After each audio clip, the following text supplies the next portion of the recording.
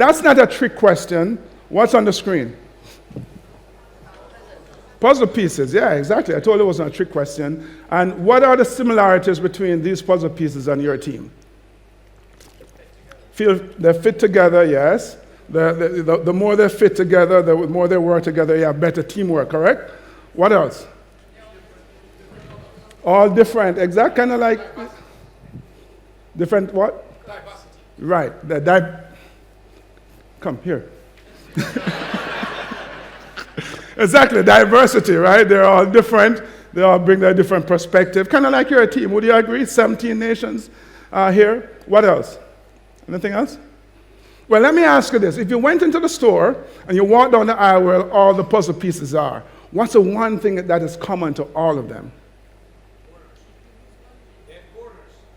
They have corners, yeah, but when you're walking down the aisle, there are all these different puzzle pieces. There's something that like immediately stands out at you.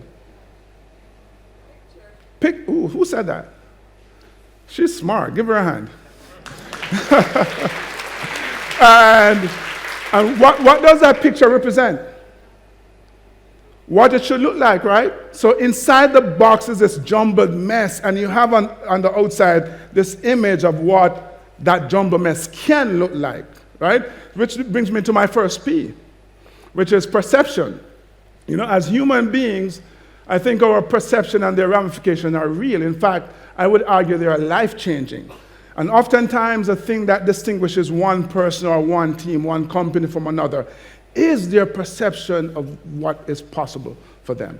And if I could choose a synonym for perception, it would be vision, a word you heard yesterday. And so what is vision? It's this image, the picture on the box, this image you have in your mind of a far more dynamic, far more compelling, far more vibrant future than what you have here. It's this clear alternate view of the world, this clear alternate view of your world and how different it could look today compared to tomorrow once you've made some significant changes. So as you know, Ken outlined a rather compelling vision for you yesterday, 13 launches in the next 5 years, by 2025 becoming the fastest growing company in the oncology field. And so my question is, can you imagine that? Can you envision that? Because what it's speaking to is what I call a preferred future state. That which you aspire to achieve, that which you aspire to become, that which you aspire to create. And it has nothing to do with what you're experiencing now, just what you can imagine, right? So if anybody would know anything about formulas, it would be you guys, I think. So here's a formula. C plus P equals O, which means your circumstances plus perception equals outcome. Circumstances are things you have absolutely no control over. Kind of like, COVID-19 the last 2 years. You can't control those things. But how you choose to respond to it is going to determine the outcome that you get. Who agrees with that?